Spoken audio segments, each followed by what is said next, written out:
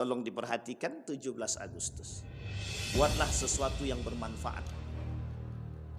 Min husni islamil mar'i tarkuhu ma la ya'nihi. Jadi terasa betul athar dampak dari penjajahan Belanda ketika itu. 17 Agustus itu euforia kemerdekaan, tak disalahkan.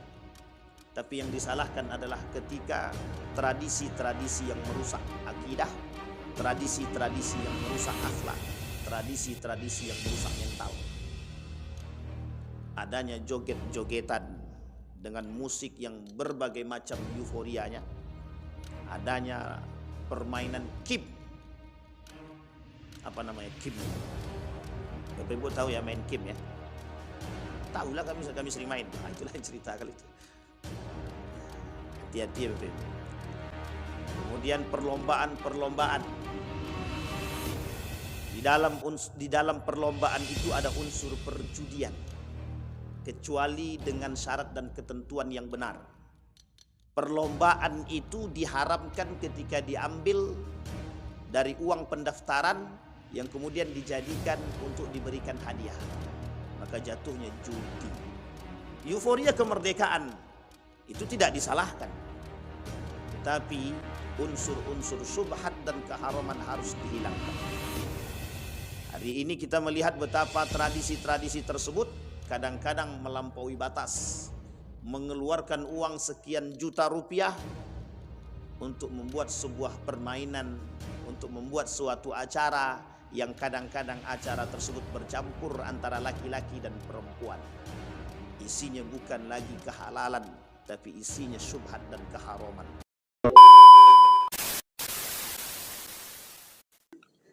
A'udzu billahi minasyaitonir rajim. Bismillahirrahmanirrahim.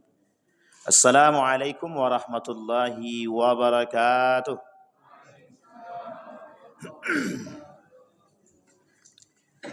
Alhamdulillahi rabbil alamin. Alhamdulillahilladzi arsala rasulahu bil huda wa dinil haqq liyudhhirahu 'alad dini kullih wa kafa billahi shahida. Asyhadu an la ilaha illallah wahdahu la syarika lah wa asyhadu anna Muhammadan 'abduhu wa rasuluhu la nabiyya ba'd. Allahumma salli wa sallim wa barik ala hadzal nabiyil karim. Allahumma salli ala Muhammad wa ala ali Muhammad fil alamin innaka Hamidum Majid. Ya ayuhan nasu taqu rabbakum alladhi khalaqakum min nafsin wahidah wa khalaqa minha zawjaha wa batha minhuma rijalan katsiran wa nisaa wattaqullaha alladhi tasaaluna bihi wal arham innallaha kana 'alaikum raqiba. Wa qala Allah ta'ala ya ayyuhalladzina amanu taqullaha wa qulu qawlan sadida yuslih lakum a'malakum wa yaghfir lakum dhunubakum wa man yuti'illaha wa rasulahu faqad faza fawzan 'azima. Puji syukur kehadirat Allah atas limpahan rahmat dengan mengucapkan alhamdulillahirabbil alamin. Bersalawat kepada Nabi dengan senantiasa membasahkan mulut kita untuk bersalawat. Insyaallah kita kelak mendapatkan syafaatnya. Amin ya rabbal alamin. Allahumma salli ala Muhammad wa ala ali Muhammad. Baik Bapak Ibu sekalian yang berbahagia, mudah-mudahan di subuh hari ini selalu dianugerahkan kesehatan oleh Allah, kekuatan, keberkahan, selalu mendapatkan keluarga yang sakinah, mawaddah warahmah, anak-anak yang saleh dan salehah yang selalu berada dalam ketaatan. Kemudian orang tua kita yang telah mendahului kita, Allah terima amal ibadahnya, Allah tempatkan terbaik di sisinya. Orang tua yang masih hidup diberikan kesehatan, kekuatan, keberkahan, dan keluasan rezeki insyaAllah. Amin ya rabbal alamin. Baik Bapak Ibu sekalian yang berbahagia, kita akan lanjutkan kajian kita yang kemarin itu tentang membahas bagaimana bentuk-bentuk loyalitas kepada orang kafir yang membatalkan iman. Bentuk-bentuk loyalitas kepada orang kafir yang membatalkan iman. Tapi sebelum di situ, sebelum sampai kepada pembahasan loyalitas itu, kemarin kita juga sudah bahas beberapa poin. Ada hal yang harus diperhatikan dalam konsep al-wala wal bara. Konsep al-wala wal bara itu ada kaitannya bagaimana kecintaan seorang muslim terhadap muslim yang lain. Bahkan di dalam hadis Nabi kata hakul muslim alal muslim sittun. Haknya seorang muslim terhadap muslim yang lain itu ada berapa Bapak Ibu? Ada 6. Ada yang mengatakan 6, ada juga yang mengatakan 5. Wa idza laqitahu fasallim alaihi. Jadi haknya muslim terhadap muslim kata Nabi ada 6. Ini harus diperhatikan, hari ini mulai hilang sedikit demi sedikit. Karena memang apa yang menjadi masalah kita hari ini adalah pergaulan. Karena memang hari ini kita kehilangan konsep mencintai sesama muslim itu hilang. Hari ini kita merasa dijauhkan dari sifat tarahub antara satu dengan yang lain. Man yarham, man la yarham la yurham. Barang siapa yang tidak menyayangi orang, dia juga tidak akan disayangi. Bahkan irhamu man fil ardi yarhamukum man fis sama, kata Nabi. Kata Nabi, irhamu man fil ard yarhamukum man fis sama. Berikan, tebarkan kasih sayangmu sesama saudaramu, maka yang di atas itu maksudnya Allah, yang akan memberikan sifat kasih sayang dia kepada kita. Irhamu man fil ardi yarhamukum man fis sama. Laisa minna man la yarham saghirana wala kabirana. Kata Nabi dalam riwayat yang lain itu, bukan dari golongan kami, ini penting untuk dipahami. Laisa minna, bukan dari golongan kami. Yang dimaksud dari bukan dari golongan kami ada 2. Dalam kitab Laisa minna itu ada kitab khusus yang membahas kalimat laisa minna. Artinya apa laisa minna itu? Bukan dari golongan kami, kata Nabi. Kalau Nabi berkata bukan dari golongan kami, berarti ada 2. Dipahami oleh para ulama dalam hadis ini ada 2. Satu, kafir. Kafir itu tidak akan masuk dalam golongan kami, kata Nabi. Laisa minna. Orang kafir yasbutu ala kufrihi, yang tetap bertahan kepada kekufuran dia, itu laisa minna. Bukan dari golongan kami. Artinya yang dari golongan Nabi siapa? Muslim. Bagaimana dengan orang munafik, muslim tapi munafik? Laisa minna. Kalimat ini masih sejalan. Kafir dia munafik, dia laisa minna, kata Nabi. Dia bukan dari golongan kami. Wa idza taba, kalau dia bertaubat barulah. Wa amila salihah, fa ulaika yubaddilullahu sayyiatihim hasanat, wa kana Allahu ghafurar rahima. Baik orang kafir maupun orang muslim munafik, ketika mereka terjerumus dalam kekafiran mereka atau kekufuran mereka, laisa minna. Dia bukan dari golongan baginda Nabi Muhammad sallallahu alaihi wasallam. Yang pertama kafir. Yang kedua yang disebut dengan laisa minna, dari yang bukan dari golongan kami, kata Nabi, dari orang muslim. Ada orang muslim yang tidak dianggap oleh Nabi sebagai dari golongan dia. Yang pertama orang yang tak mau bersolawat, yang tak pernah membasahkan lidahnya dengan solawat, maka kelak dipertanggungjawabkan. Jadi tidak usah mimpi. Yang tak pernah solawat itu tidak usah mimpi. Mimpi apa? Mimpi mendapatkan syafaat. Jangankan mimpi, mencium baunya pun tak dapat. Karena masuk ke dalam surga itu mesti dapat sertifikat dan surat. Surat izin. Namanya SIMS. Surat izin masuk surga. Apa itu? Syafaat. Syafaat Nabi. Maka bahasanya sederhana. Innallaha wa malaikatahu yusalluna 'alan nabi. Dalam Al-Quran. Innallaha wa malaikatahu yusalluna 'alan nabi. Jadi konteksnya Allah dengan malaikatnya saja bersolawat. Laisa minna. Yang kedua, kata Nabi, sibabul muslim fusuk wa qitaluhu kufrun. Menyakiti orang muslim itu fusuk, fasik. Wa qitaluhu kufrun. Dan membunuhnya adalah kekufuran. Kaitannya dengan hadis yang sebelumnya, laisa minna man la yarham sagirana. Orang muslim yang menyakiti hati muslim yang lain fasik. Orang muslim yang menganiaya muslim yang lain fasik. Artinya apa? Kalau dia menyakiti hati muslim yang lain, maka dia sedang keluar dari konsep Nabi yang disebut dengan tarahum. Apa itu tarahum? Saling memberikan kasih sayang. Saling menyayangi. Makanya tak salah ketika Nabi berkata, haqqul muslim alal muslim sittun. Kata Nabi. kalau orang muslim itu punya kewajiban terhadap muslim yang lain. Dan orang muslim itu punya hak dari muslim yang lain. Artinya hak dan kewajiban sesama muslim itu terjaga. Wa idza laqitahu fasallim alaihi. Apa hukum memberikan salam kepada sesama saudara muslim? Hukum memberikan salam kepada sesama muslim. Apa hukumnya Bapak Ibu? Memberikan salam. Ayo. Apa Bapak Ibu? Sunnah. Sunnahnya sunnah apa?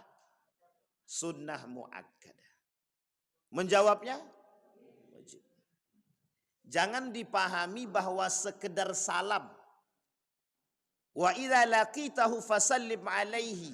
Ketika engkau ketemu dengan sesama muslim, maka berilah salam. Ada satu tradisi, yang tradisi itu harus kita luruskan. Yang dibawa oleh kaum orientalis, orang-orang Eropa Barat, yang dulu terkesima dengan dunia keemasan mereka, yang menghilangkan adab dan akhlak. Apa itu? Ketika mereka bertemu dengan sesama mereka, mereka mohon maaf, berpelukan dan berjabat tangan. Baik laki-laki maupun perempuan. Tradisi ini kemudian diadopsi untuk dibawa ke negara kita dengan berbagai macam model. Maka bermunculan persepsi, apa salahnya kami jabat tangan laki-laki perempuan? Kan cuma sekedar jabat tangan, cuma sekedar jabat tangan. Laki-laki muslim. Laki-laki dan perempuan berjabat tangan muslim. Apa hukumnya? Haram. Tak ada yang membenarkan sedikit pun. Tapi Yusuf Qaradawi kok membolehkan? Pada konteks ini harus dipahami. Apa yang dipandang oleh Yusuf Al-Qaradawi itu tak sama dengan apa yang kita pandang. Ini harus dipahami. Sehingga menjadi sebuah kebiasaan ketika laki-laki dan perempuan bertemu, berbaur, duduknya dempet-dempetan, kadang-kadang cipika-cipiki. Mohon maaf, cipika-cipiki. Bapak Ibu tahu ya, hari ini kalau laki-laki bertemu dengan laki-laki cipika-cipiki, itu mohon maaf, dikira homo. Padahal begitu Pak. Nabi kalau ketemu dengan para sahabat begitu. Tapi tak dengan sahabiatnya. Nabi ketemu dengan perempuan tak pernah jabat tangan. Nabi ketemu dengan sahabat memang cipika-cipiki. Memang begitu. Tapi hari ini tidak, dianggap aneh. Tradisi yang dianggap aneh. Wah ini cipika-cipiki. Laki-laki kok dengan laki-laki, homo. Padahal itu bukan homo. Bukan permasalahan homonya. Tarahum, salah satu bentuk. Ada yang lebih mendalam dari kalimat tarahum tadi? Ada. Yang lebih mendalam daripada kalimat tarahum berkasih sayang tadi, itu saling memberikan perhatian antara satu dan yang lain, dan saling mendoakan. Apa esensi daripada salam? Assalamualaikum warahmatullahi wabarakatuh. Kalimat yang tertera di dalam itu rahmat. Rahmat itu asal katanya rahimah. Tarahum diambil dari kalimat rahimah, sama. Artinya apa? Konsep ini yang mulai hilang. Kita beri salam tetap salam. Assalamualaikum, salam. Kadang-kadang tak sempurna salam itu. Disunnahkan untuk melengkapi jika Anda memberikan salam, kata Nabi. Disunnahkan. Karena yang diinginkan kalimat akhir itu. Warahmatu wabarakatuhu. Itu yang penting. Garis bawah itu. Wa idza laqitahu fasallim alaihi. Coba buat kalimat itu. Penting Bapak Ibu memahami kalimat itu. Sehingga kata Nabi, taral mu'minina fi tarahumihim wa tawaddihim wa ta'atufihim kamathalil jasad idza ishtaka minhu udwun tada'a lahu sairul jasad bis-sahr wal humma. Bayangkan hari ini Bapak Ibu, betapa kita melihat konsep tarahum, tawaddu, wa ta'atuf itu tak ada lagi. Mulai hilang sedikit demi sedikit. Rasa cinta seorang muslim dan terhadap muslim yang lain yang diibaratkan oleh Nabi seperti satu bangunan. Seperti yang saling berkaitan. Kalau sakit satu, yang satu merasakan. Kan ibaratnya tangan kiri dan kanan. Kalau tangan kanan yang sakit, tangan kiri juga merasakan. Tangan kiri yang sakit, tangan kanan juga merasakan. Artinya hari ini, harusnya kita masih menegakkan konsep ini. Ketika satu muslim yang lain merasakan, mohon maaf, tidak bisa makan, maka apa yang harus kita lakukan? Yang harus kita lakukan memberikan perhatian dan memberikan makan. Yang ini yang harus kita angkat. Bagaimana perhatian kita seorang muslim terhadap muslim yang lain. Ini konsep yang disebut dengan tarahum. Kemudian yang kedua, wa idza da'aka fa'ajibhu. Salah satu kewajiban ketika diundang datang. Ila man i'tadzara, illa man i'tadzara, kecuali orang yang betul-betul punya uzur. Kalau diundang datang. Konsep kalau diundang datang ini hukumnya hak dan kewajiban. Hak dan kewajiban. Kalau diundang datang. Tapi kalau diundangnya main organ, itu jangan datang. Artinya sesuatu yang mengandung unsur syubhat dan keharaman sebaiknya tidak usah. Kata para ulama, tinggalkan panggilan-panggilan yang mendatangkan syubhat dan yang mendatangkan keharaman. Bentar lagi mau 17 Agustus. Baik-baik, tolong diperhatikan 17 Agustus. Buatlah sesuatu yang bermanfaat. Min husni islamil mar'i tarkuhu ma la ya'nihi. Jadi terasa betul athar dampak dari penjajahan Belanda ketika itu. 17 Agustus itu euforia kemerdekaan, tak disalahkan. Tapi yang disalahkan adalah ketika tradisi-tradisi yang merusak akidah, tradisi-tradisi yang merusak akhlak, tradisi-tradisi yang merusak mental. Adanya joget-jogetan dengan musik yang berbagai macam euforianya. Adanya permainan kim. Apa namanya kim itu? Bapak Ibu tahu ya main kim ya? Tahulah kami sering main. Itulah yang cerita kali itu. Ya, hati-hati ya Bapak Ibu. Kemudian perlombaan-perlombaan. Di dalam perlombaan itu ada unsur perjudian. Kecuali dengan syarat dan ketentuan yang benar. Perlombaan itu diharamkan ketika diambil dari uang pendaftaran yang kemudian dijadikan untuk diberikan hadiah. Maka jatuhnya judi.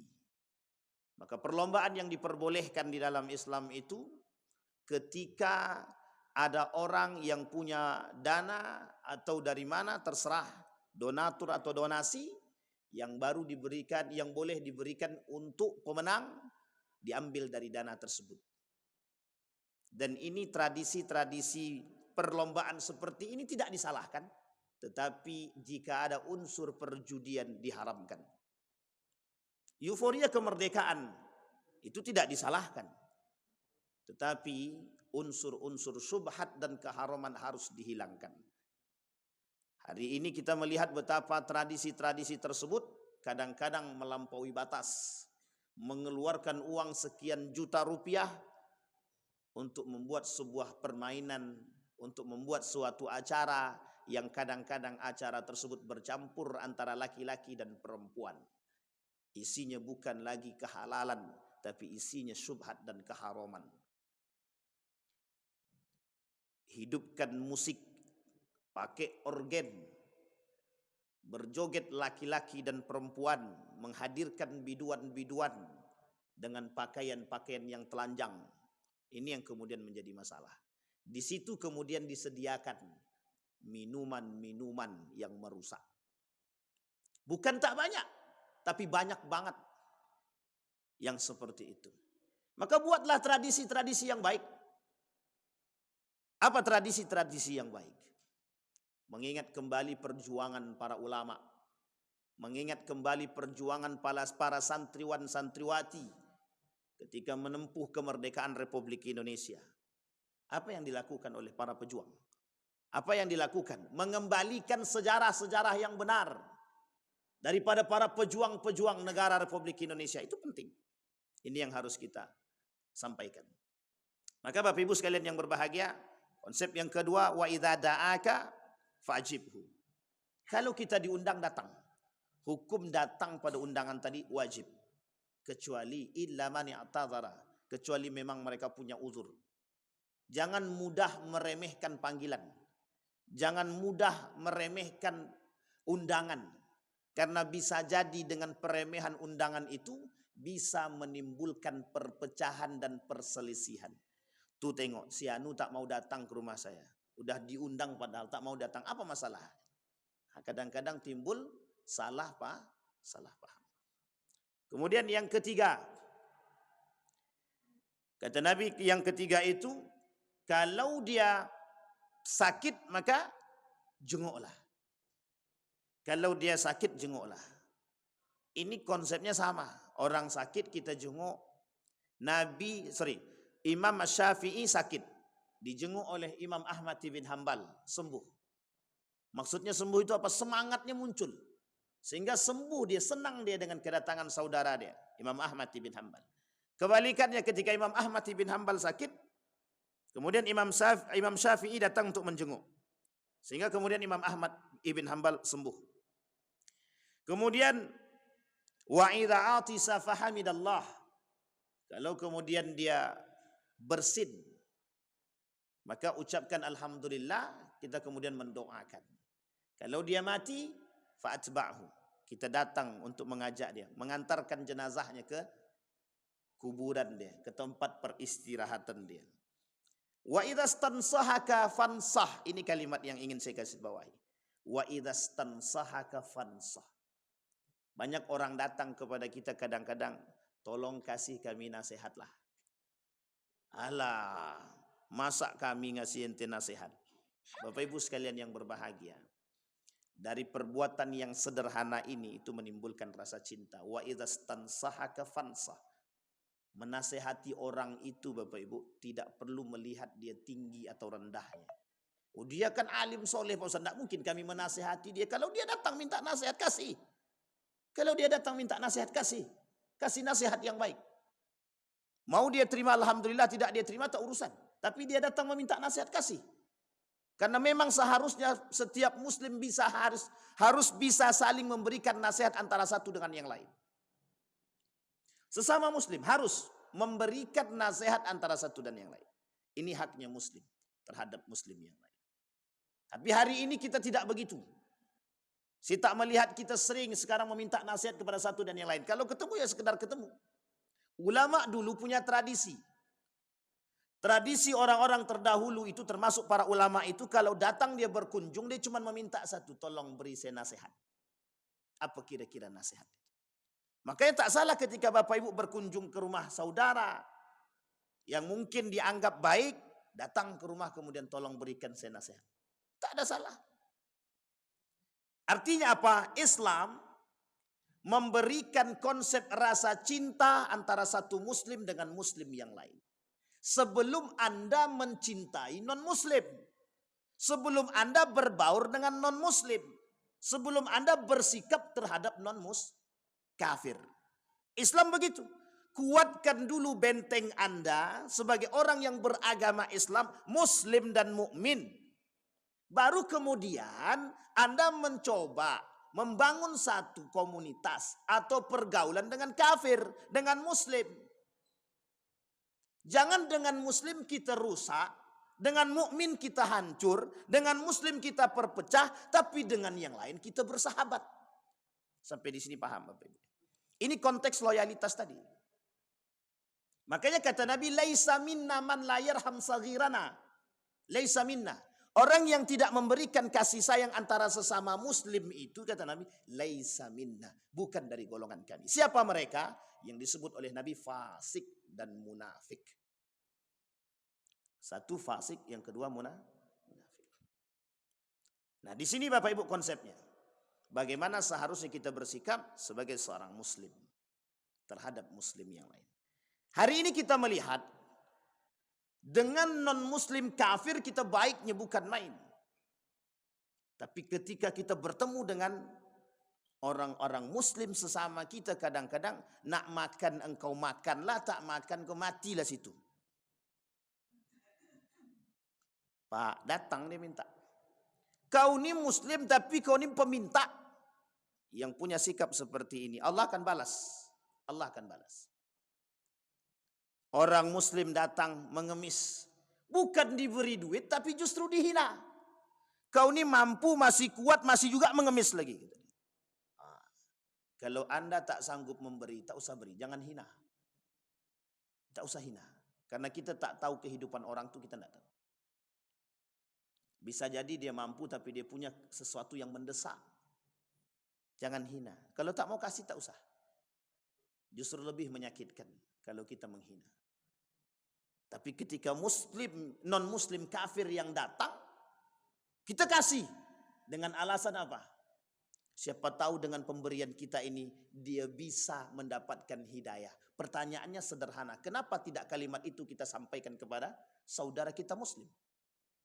Andai kata pemberian kita tadi, yang tadinya dia sungguh kuat tapi mengemis, dengan pemberian kita bisa jadi dia berubah tidak menjadi pengemis. Kenapa tidak kita balikkan? Kenapa yang harus kita kembalikan dengan itu? Bapak Ibu sekalian yang berbahagia, disinilah konteks orientalis mencoba merusak kita dari segi akhlak tadi. Dari segi sikap tadi, yang diobrak-abrik dengan mereka. Apa kata kaum orientalis? Bersatu muslim dengan muslim, kita yang kalah. Terpecah muslim dengan muslim, itu yang kita harapkan. Makanya terbangun loyalitas dengan kafir, tapi tak terbangun loyalitas dengan muslim. Maka wajar ketika Palestina diobrak-abrik, yang lainnya biasa-biasa saja. Negara Islam yang lain biasa-biasa saja. Bahkan mohon maaf, simpatinya tidak begitu, biasa saja.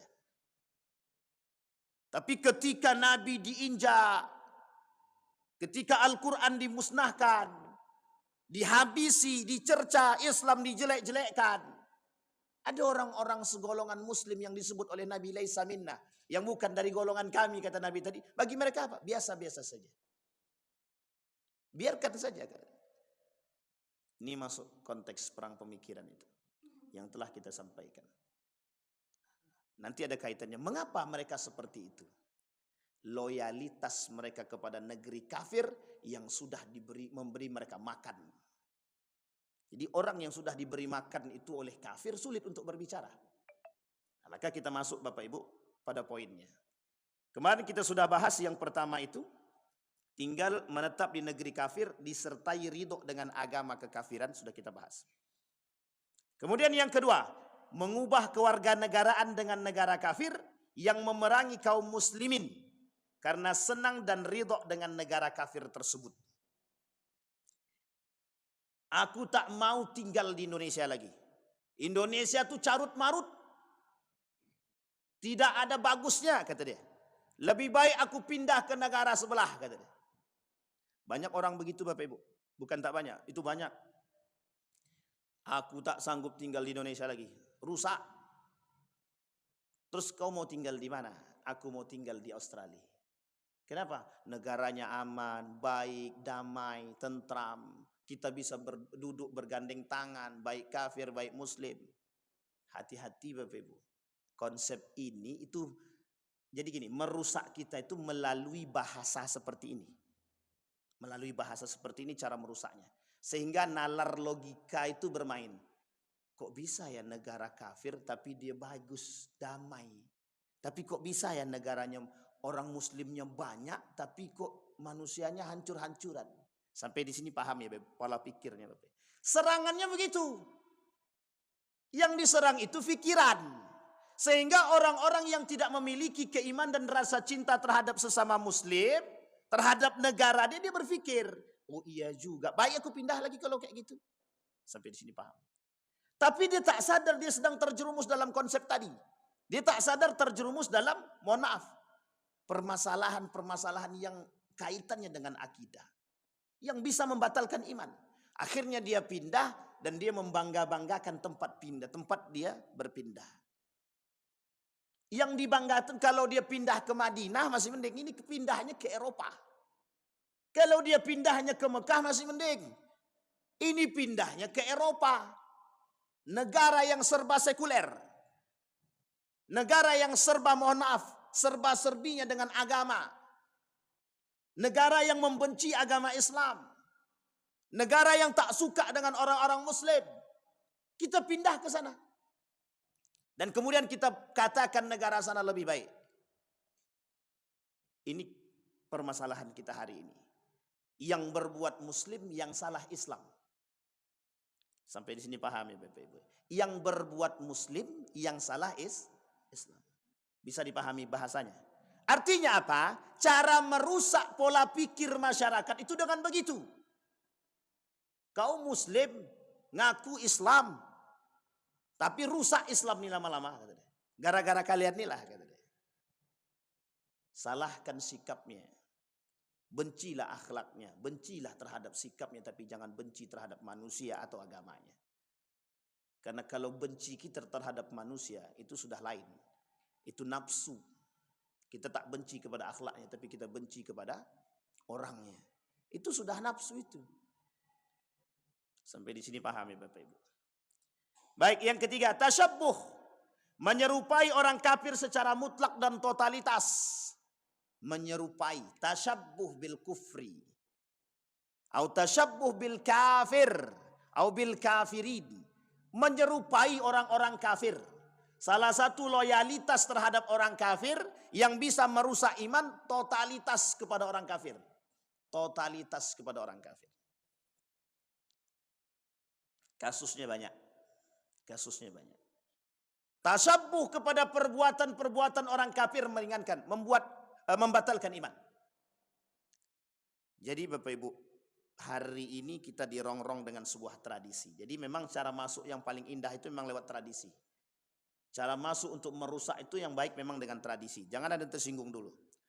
Karena konteks ini penting untuk dipahami, tradisi itu adalah budaya, jalur masuk komunikasi. Jadi untuk berkomunikasi dengan satu dan yang lain itu paling mudah dengan budaya atau tradisi. Sehingga ketika ini masuk lewat jalur tradisi dan budaya, itu bisa diterima. Ini kan cuman budaya. Ingat bahasa itu. Ini kan cuman budaya. Masalah budaya tidak ada salah ketika tak bertentangan dengan syariat Islam. Maka Bapak Ibu mohon maaf. Kita punya tradisi. Berpakaian Muslim kita hina. Kita caci, orang pakai jubah kita caci, orang pakai jenggot kita hina, orang pakai pakaian muslimah mereka kita hina. Tapi ada orang-orang yang berpakaian seperti pakaian orang kafir, kita ikut-ikutan. Sampai di sini paham ya Bapak? Mereka trompet-trompetan, kita ikut-ikutan. Mereka joget-jogetan, kita ikut-ikutan. Mereka berpakaian seperti kaum barat, kita ikut-ikutan. Bukan kita caci, tapi justru kita bangga-banggakan. Begini harusnya. Kita ini harus begitu. Harus bersikap demikian. Harus bisa menerima. Harus bisa membuka pola pikir. Perangnya sampai sono Bu. Tidak lagi main senjata. Tidak lagi main pedang. Tidak lagi main bom. Perangnya alam pikir manusia. Akhirnya apa? Menjadi sebuah tradisi. Akhirnya apa? Diminta untuk difatwakan. Apa fatwanya? Apa yang diminta oleh mereka? Agar membolehkan perbuatan-perbuatan tasyabbuh. Untung para ulamanya pintar, cerdas, baik. Coba kalau bukan karena keimanan. Ulama memberikan fatwanya, baik, bagus, tak boleh bertasyabbuh. Mereka datang. Ulama macam apa gini? Merusak tradisi. Bubarkan Majelis Ulama Indonesia. Tahu Bapak Ibu sejarah ini? Itu sejarahnya Bapak Ibu. Jadi ketika mereka datang kepada Majelis Ulama Indonesia untuk meminta membolehkan pembolehan terhadap pengikutan tradisi-tradisi barat yang merusak akidah, ditolak mentah-mentah oleh Majelis Ulama Indonesia, mereka rongronglah Majelis Ulama tadi. Sehingga muncul satu pernyataan, turunkan dan bubarkan Majelis Ulama Indonesia melalui jalur alam fikir. Coba bayangkan Bapak Ibu. Kalau itu yang dirusak, Majelis Ulama Indonesia sudah tidak ada, kira-kira apa yang terjadi? Bisa dibayangkan Bapak Ibu? Kehancuran satu negara itu sudah nampak. Kehancuran satu bangsa itu sudah nampak. Makanya jangan salah Bapak Ibu. Cara mereka masuk dan merusak itu begitu. Dia tak perlu dengan pedang, tak perlu dengan perang, tak perlu dengan bom, tak perlu dengan tembak-tembakan. Tapi cukup mereka menembak dengan bahasa. Yang dirusak siapa?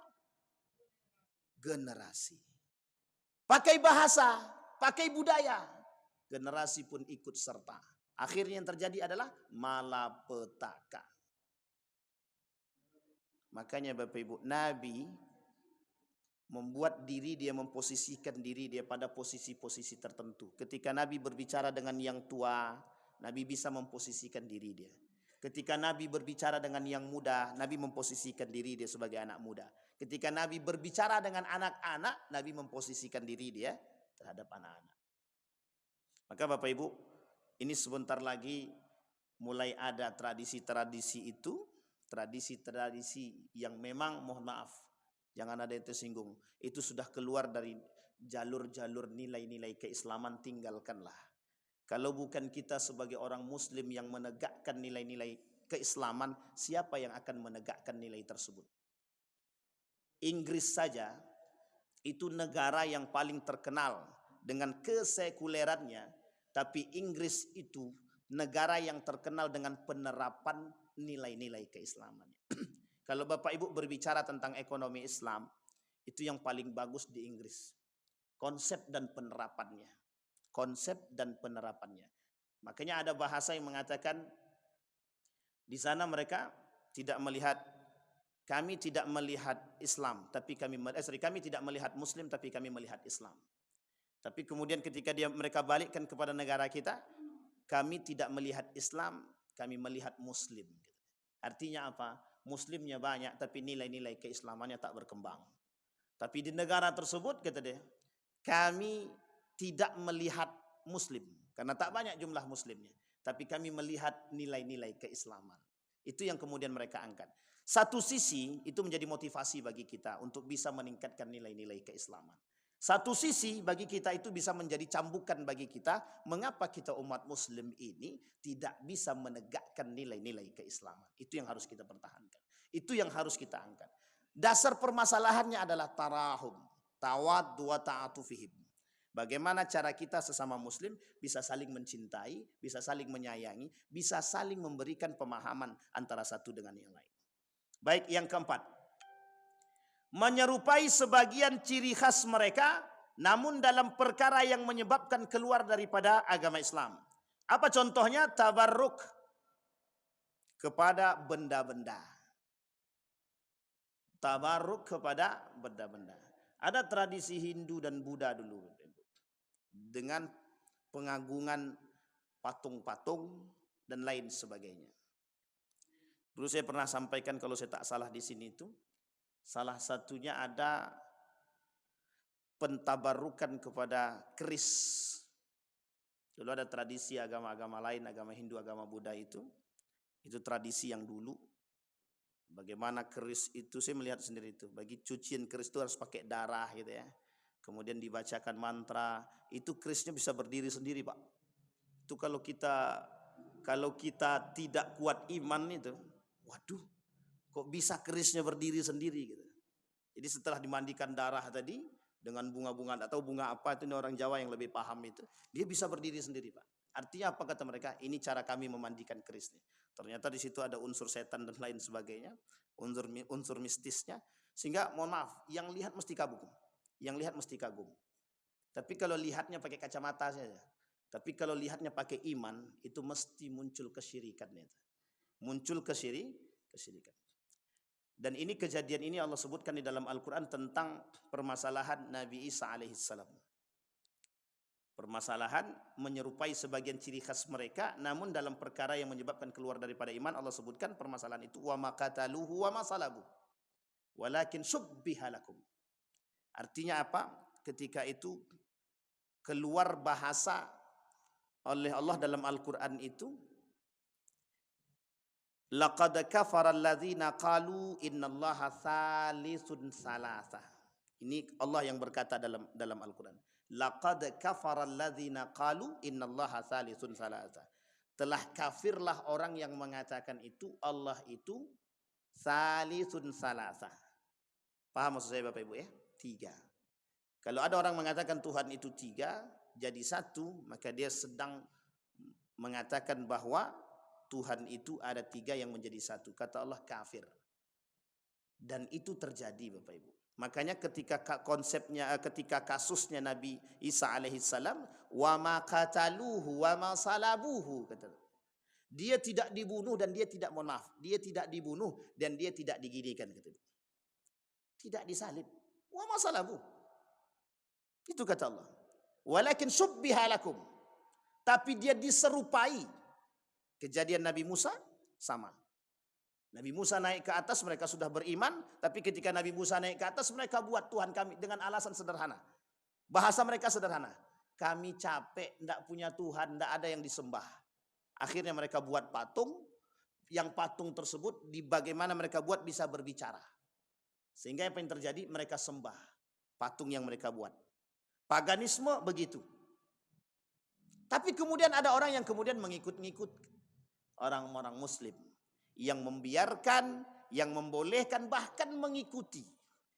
Bahasa itu lebih parah daripada bahasa turunnya surat Al-Kafirun. Lebih berbahaya. Dalam surat Al-Kafirun itu kita tahu, lakum dinukum waliyadin, jelas. Tapi dalam konteks ini tidak. Hari ini kami ikut kamu, besok kamu ikut kami. Itu terjadi hari ini. Hari ini kita minta anak-anak ikut doa agama lain, besok kita minta agama lain untuk ikut kita berdoa. Konsep ini Bapak Ibu pada 2 agama yang disebut dengan sinkritisme. Hati-hati Bapak Ibu. Sinkritisme itu mencampur adukkan agama. Muslim dia Muslim, sholat dia sholat, tapi sesajen juga. Muslim dia Muslim, tapi mohon maaf percaya kepada penunggu laut, penunggu hutan. Takut deh. Pada konteks ini paham ya Bapak Ibu ya? Di sini yang disebut dalam surat An-Nisa tadi begitu. Artinya apa? Terlalu banyak perbuatan-perbuatan yang dibuat itu kadang-kadang masih terjadi. Dan di Riau ini masih ada. Konsep sinkritisme itu masih dianut. Di Jawa itu ada namanya agama Islam, tapi Islam Kejawen. Tahu Bapak Ibu Islam Kejawen? Ini orang Jawa mesti tahu. Kami tak sholat. Mereka tak sholat. Tapi mereka Islam. Tapi mereka tak sholat. Kalau dalam buku yang lain itu disebut dengan Islam abangan. Kalau kita disebut Islam KTP. Islam dia secara KTP, Islam. Tapi sholat dia tak. Puasa dia tak. Bahkan dia kata ngapain puasa? Capek-capekin perut aja. Itu Muslim. Baik. Selanjutnya. Menyerukan bahwa semua agama itu sama benarnya. Loyalitas seorang Muslim terhadap kafir tadi. Ini pada poin yang kelima. Poin yang kemarin kita bahas. Pluralisme dalam agama. Jadi Bapak Ibu sudah paham ya, ini konsepnya Bapak Ibu. Dan ini yang ingin mereka angkat, pluralisme agama. Artinya apa? Yang membuat itu Muslim. Maaf, yang rusak itu Muslim. Yang punya konsep itu kafir. Yang menjalankan konsepnya Muslim. Yang punya konsep kafir. Yang menjalankan konsepnya Muslim. Pluralisme agama. Apa konsep pluralisme agama tadi? Semua agama itu benar. Hanya saja cara menuju Tuhan yang satu itu yang berbeda. Ini dia Pak. Yang disebut dengan menyesatkan. Tidak apa-apa agama itu berbeda-beda. Kan kita menuju Tuhan yang satu. Caranya saja yang berbeda. Masya Allah. Ini kalau sempatlah ini memang diamini. Rusaklah kita nih. Rusak. Memang begitulah. Makanya muncul satu perbuatan yang disebut dengan, mohon maaf jangan tersinggung, moderasi agama. Tahu ya Bapak Ibu ya? Ini bukan masalah moderat, bukan masalah wasatiyah. Ini masalah proyek pluralisme agama. Siapa yang punya? Siapa yang punya proyek? Yahudi. Yang punya proyek ini Yahudi. Agar apa? Agar semua umat muslim dengan gaya loyalitas tadi mau mengatakan bahwa semua agama itu benar. Kita umat muslim dituntut untuk membenarkan agama yang lain, itu tidak benar Bapak Ibu. Kalau cuma sekedar pengakuan, oke, pluralisasi. Memang plural kita ini, tinggal di Indonesia ini kita plural. Berbagai macam bentuk agama ada. Tapi kita tidak dituntut untuk membenarkan agama yang lain. Jadi haruskah kita berloyal sampai mengatakan semua agama itu benar? Itu yang mengatakan muslim. Bukan non-muslim. Non-muslim tahu kalau agama mereka tidak mungkin sama dengan agama kita. Tapi mengapa muslim yang kor-kor? Yang punya konsep Yahudi yang mengatakan itu dan merusak itu dan menyebarkan pluralisme agama tersebut siapa? Muslim. Kita sampaikan. Siapa mereka? Liberalisme. Kaum-kaum liberal, kaum-kaum plural, kaum-kaum sekuler. Wa may yabtaghi ghairal islami dina falyuqbala minhu wa huwa fil akhirati minal khasirin, kata Allah. Tidak ada agama yang paling benar itu selain daripada Islam. Itu sudah jelas. Makanya enak Bapak Ibu. Saya dulu pernah berhadapan dengan teman-teman yang seperti itu. Dengan teman-teman yang jaringan Islam liberal itu memang ketat itu Bapak Ibu. Cara berpikir mereka memang begitu. Mereka menginginkan kita itu untuk ikut apa yang mereka buat. Sehingga rusaknya adalah ketika kita dituntut untuk memaksakan membenarkan apa yang mereka katakan, itu yang susah. Apa kata dia? Nggak usah jadi orang berislam itu, beragama itu terlalu fanatik, Wan. Tak benar itu bisa merusak. Saya bilang, waktu itu karena awak masih S1, yang bicara ini sudah doktor, agak mangut-mangut juga awak ternyata. Tapi setelah itu berpikir juga otak nih. Saya tanya sama guru saya, almarhum Profesor Dr. Haji Nahar Ilyas, begitukah Prof konsepnya? Apa kata beliau? Itulah yang merusak kita nih.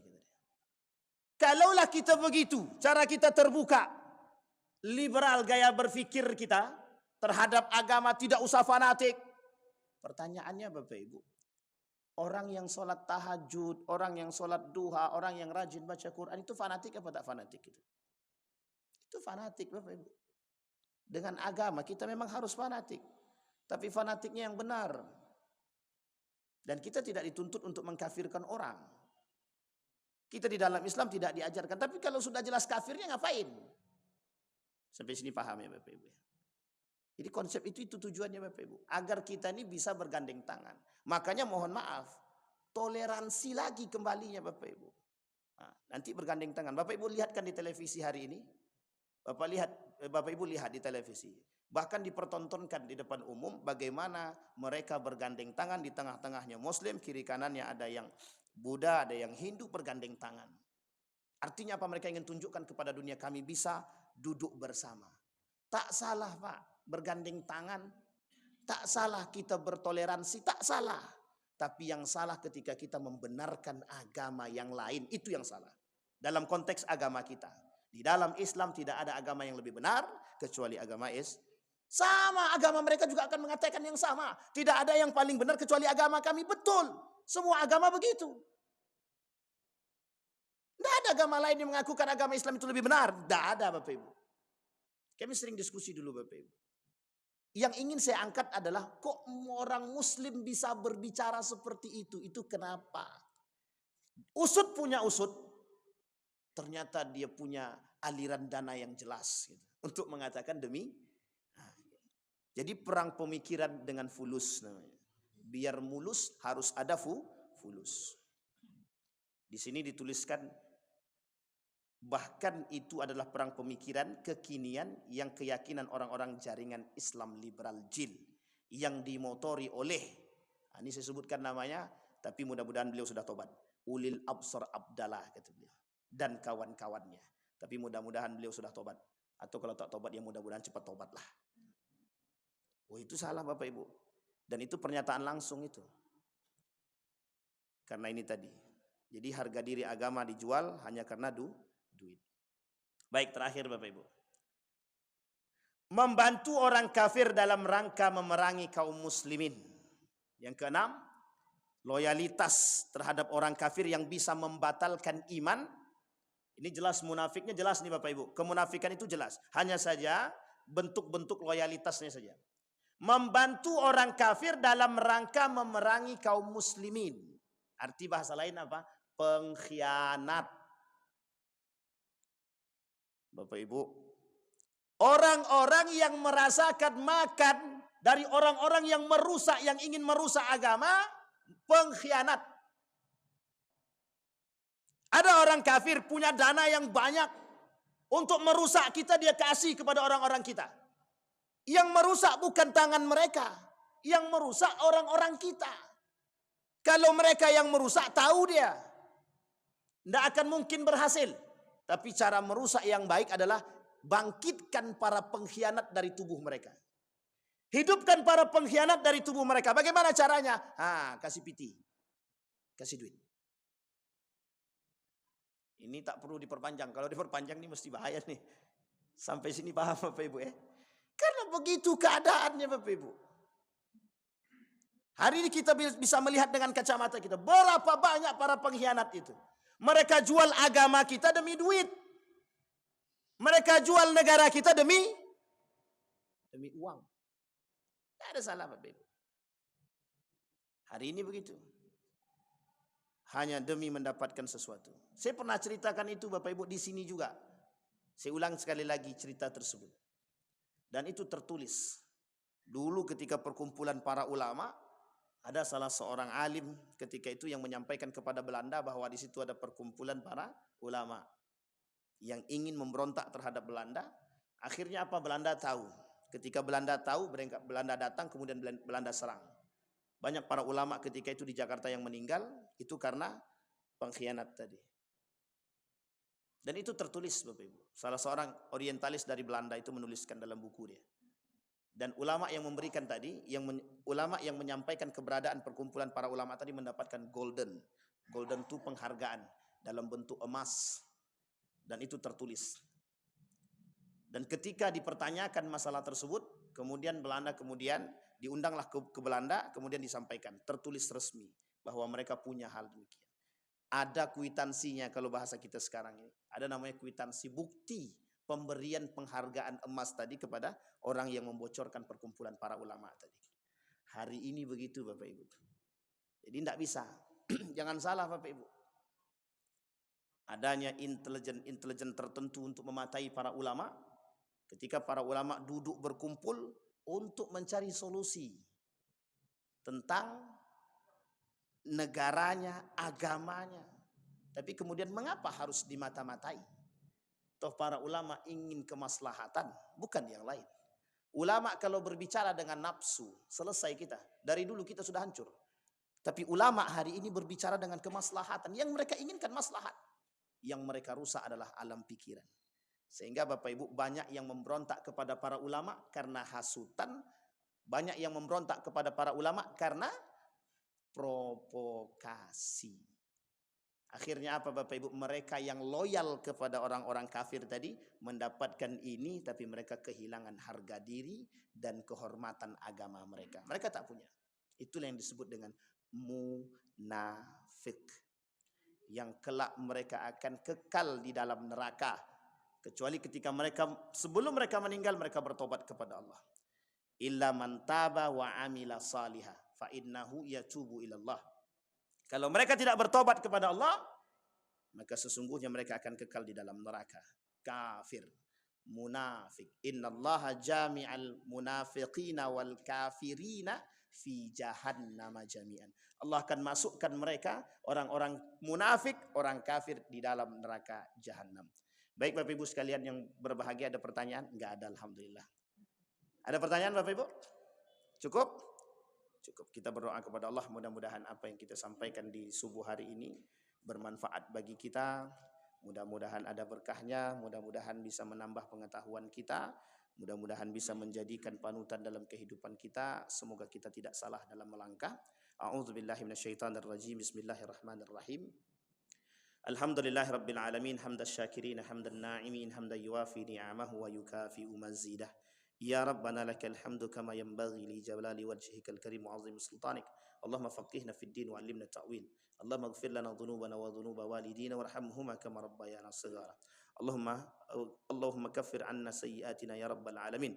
Allahumma ighfir lana dhunubana wa kaffir 'anna sayyi'atina wa tawaffana ma'al abrar. Allahumma faqihna fid din. اللهم انفعنا بما علمتنا وارزقنا علوما تنفعنا في الدين والدنيا والآخرة. اللهم اجعل تجمعنا تجمعا مرحوما واجعل تفرقنا من بعده تفرقا معصوما. اللهم انصر إخواننا المجاهدين في فلسطين وفي غزة وفي كل مكان. اللهم دمر اليهود، اللهم دمر اليهود، اللهم أهلك الكفرة والمبتدعة والمشركين أعداءك أعداء الدين. ربنا آتنا في الدنيا حسنة وفي الآخرة حسنة وقنا عذاب النار والحمد لله رب العالمين. السلام عليكم ورحمة الله وبركاته.